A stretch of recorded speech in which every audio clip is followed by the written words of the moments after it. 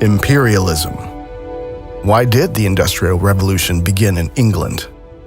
Historians are in the dark, but the single deciding factor that set the British Empire apart from all other countries at the time was colonialism and imperialism. The British Crown controlled a large part of the so-called New World, and the Crown, of course, stole not only labor and goods, as historians like to portray, but the remaining knowledge from before the reset as well. And knowledge includes technologies.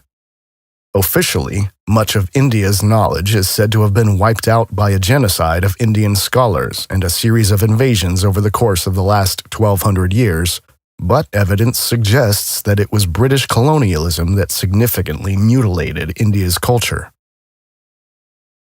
For example, one of the main activities of the Asiatic Society of Bengal, officially founded in 1784 and under the patronage of Warren Hastings, was to systematically collect and preserve ancient manuscripts of India, as well as inscriptions in stone and metal, icons, or ancient coins.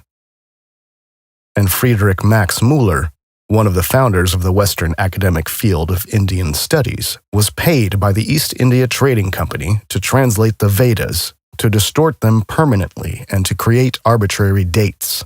Thus, on December 9, 1867, he wrote to his wife, I feel convinced, though I shall not live to see it, that this edition of mine and the translation of the Veda will hereafter tell to a great extent on the fate of India and on the growth of millions of souls in that country. It is the root of their religion, and to show them what that root is, I feel sure the only way of uprooting all that has sprung from it during the last 3,000 years. Friedrich Max Müller. In a book titled The Truth About Us, The Politics of Information and Society from Manu to Modi, Sanjoy Chakravorty shows that even the current understanding of the caste system was developed only during British colonial rule, at a time when the colonial powers' power over information was absolute. Anthropologist Susan Bailey noted that, well into the colonial period, much of the subcontinent was populated by people for whom the formal distinctions of caste were of limited importance, even in parts of the so-called Hindu heartland. The institutions and beliefs that are often described today as elements of the traditional caste system did not emerge until the early 18th century. Susan Bailey. even the pre-colonial written records in royal court documents and travelogues studied by professional historians and philologists such as Nicholas Dirks, G.S. Guri, Richard Eaton, David Schulman, and Cynthia Talbot make little or no mention of the caste system. But back to the United Kingdom, for India has been called the jewel in the crown for good reason. Michelle Gibson writes, European colonialism intentionally created divides over almost the entire landmass of the earth, creating new countries from lands that were taken, as well as divisions and discords between people that originally existed in harmony worldwide. It also diagrams the means by which power and control were consolidated worldwide, mostly starting out as trading companies that ended up being very powerful in their respective regions, and after gaining complete control, transferring power and control of the regions to their respective European empires. India was called the jewel in the crown of the British Empire, and its largest and most important overseas possession. Much of the British Empire was built around India, in order to provide routes to or protection for India. India was prosperous and rich in spices, silk, indigo, gold, cotton, and other products and resources. Trade with and eventual political dominance of large parts of India was what provided Britain with large parts of its wealth in the 1700s through 1900s. We can imagine that before the reset, the European countries had embassies in India and there was a lively cultural exchange of values and goods, which collapsed only in the wake of the cataclysmic events. A new European elite took advantage of the power vacuum created by the collapse of the advanced civilizations and transformed the formerly existing trade structures into all-consuming power apparatuses.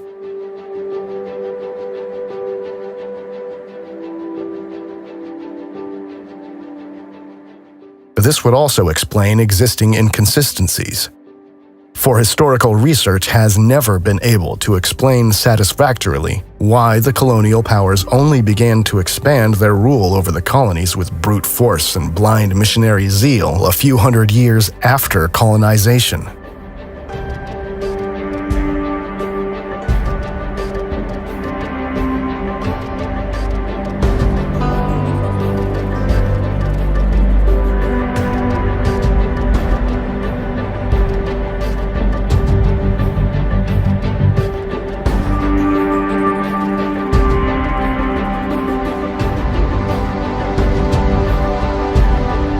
This so-called high imperialism began in 1850, with the suppression of the Indian Rebellion of 1857 considered a key event.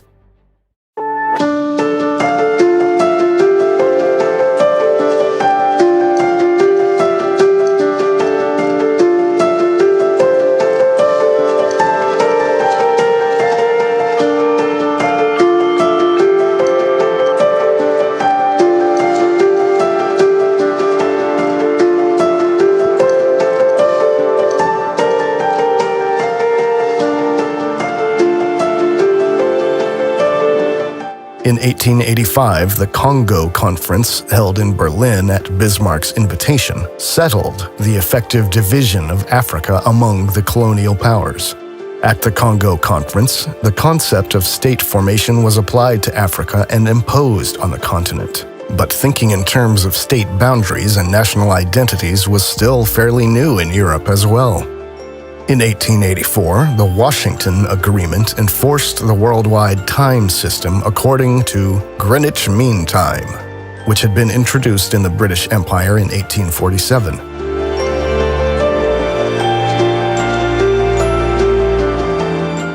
The role of the German Empire in relation to imperialism was primarily to denounce human rights violations, to establish legal foundations, and to keep in check the colonial superpowers that were committing inconceivable atrocities in the colonies.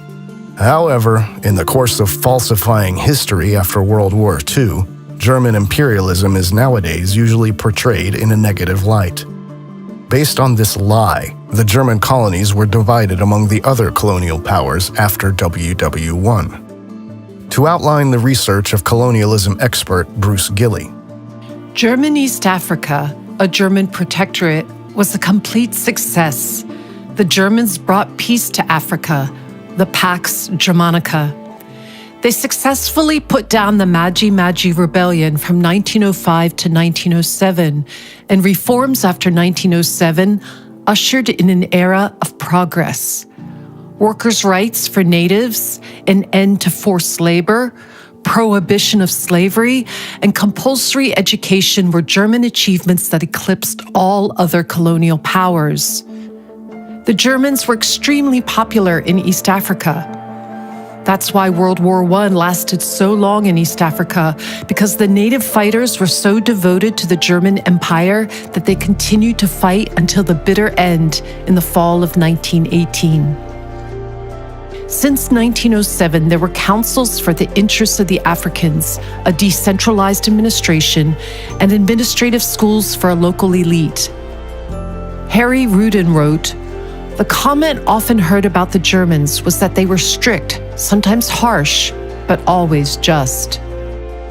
An interesting note about the German colonial period in Africa is that it was the German physician Robert Koch who found a cure for sleeping sickness, which was then stolen by the French and used throughout the country starting in the 1920s. Heinrich Schnee, the last German governor of East Africa, coined the term colonial guilt lie in the face of British lies. Bruce Gilley. Most of the official history of colonialism between 1500 and 1800 is probably largely fabricated, which includes the notion that the Spanish were responsible for the impressive South American architecture or that the British rebuilt India from the ground up. This is all a lie. Instead, sometime between 1700 and 1850, a worldwide cataclysm occurred by which the unified culture broke apart and most knowledge about free energy and high culture was lost. People were collectively thrown into a dark age in which they began to focus on survival and experienced a period of suffering and deprivation. The now dominant power elite, upon coming to power, reintroduced some parts of the old knowledge to change society in a way that suited them. This time period is known to us as the Industrial Age.